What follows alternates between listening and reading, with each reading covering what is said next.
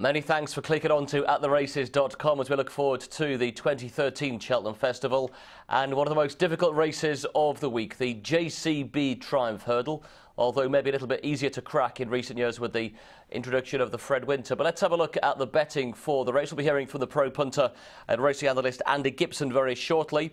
But the Irish challenger Conor heads the betting at 4-1. Far West is at 5-1 alongside Rolling Star, and these three taking a big chunk out of the market. It's 16-1 and bigger the remainder. Well, Conor's looked very impressive in what he's done so far, and he's been ridden and will continue to be so by Brian Cooper.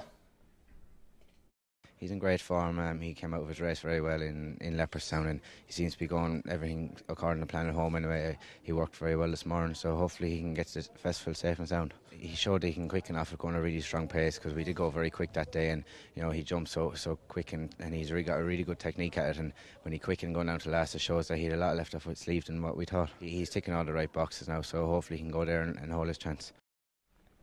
Well, Scolari for Willie Mullins was the last Irish winner of the Triumph way back in 2002. It's been a race, Andy, that's been dominated by the British, but in Conor, the Irish have got a very serious challenge to take this prize home with them.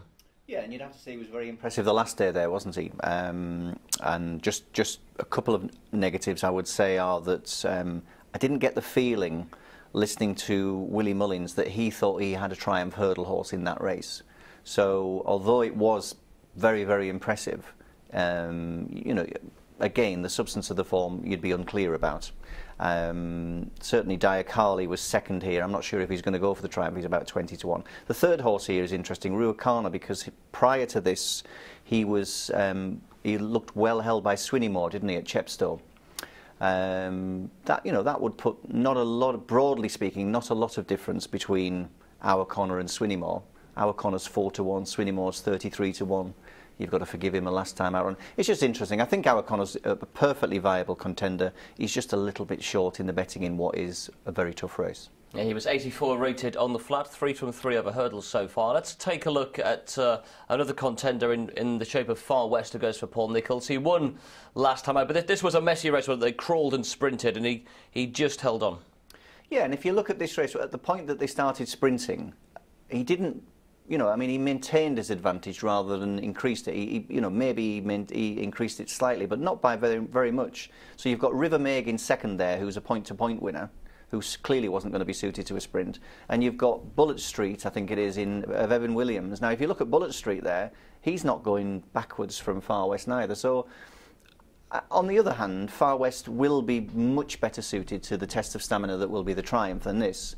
But I do think that on that day he just simply had the run of the race and maintained his advantage over the two horses rather than did anything that improved his chances for the Triumph. And he's been running on bad ground as well for most of the season. Yeah, and if it came up soft on the Friday, which is distinctly possible, because, you know, I think with the water, I mean, it's very important for the Friday racing that we bear in mind at the start of the week that the water table is so high that if you get overnight rain one evening, or you get 2 hours of rain on any morning, that is going to completely change the ground in a way that it wouldn't do normally. So I think it's worth keeping our eyes on that, because I certainly think if it came up very soft, Far West would probably be the strongest contender.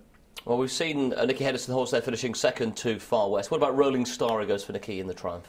Yeah, and he beats another Nicholls horse, Irish Saint, in a small field race without much strength in depth. He showed a really good turn of foot, again on very, very soft ground. The negative with Rolling Star is undoubtedly that he's had one run over hurdles. I mean, again, they go like the clappers in this race. Let's see how he jumps the first 2 or 3 hurdles. Clearly, the Henderson camp would have got a second run into him if they could have done. They would not have wanted to come here with one run under their belt. And as there's 3 favourites that are broadly speaking the same price, I think that has to go down as a negative for Rolling Star in comparison to his more experienced rivals there in the market. And let's just consider some of the Nicholls and Henderson horses in the race. They were beaten up at Doncaster by a horse trained by John Quinn. And we can see here Cashmere Peak comes out on top, Andy, beating Samitgal and Vasco de Ronceray. And Cashmere Peak has unseated since this at Musselburgh.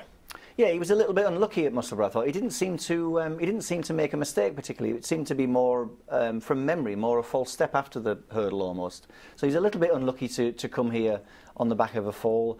And I think he is a perfectly viable contender, but probably will need goodish ground. You would be massively concerned about this horse's chances if it came up soft.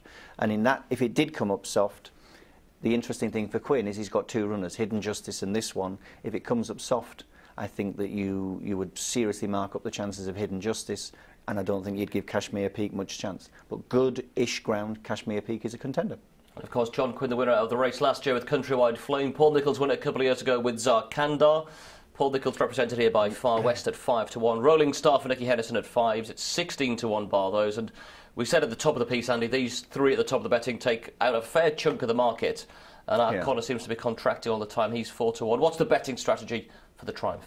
Well, of the three favourites, I prefer our Conor and Far West, which doesn't lead me very far, because if you compare them to some of the other, for example, Taquin de Sur and the new one in the Supreme, there is no strength in depth beyond them. These are similar prices to those two horses, but you've probably got 5 or 6 contenders beyond them, so it's definitely not as strong a betting race in terms of attacking one of the favourites here. I'd probably prefer to keep the stakes small and go for a couple of outsiders.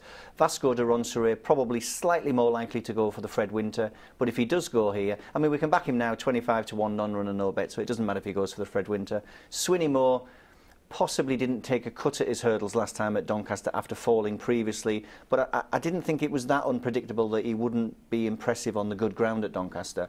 Given soft ground here, if he handles his jumping, and it is an if his jumping comes back, it is an if, but he's a Grade 1 winner in essence, and he's 33-1. I'd probably prefer to play small on the outsiders in this race.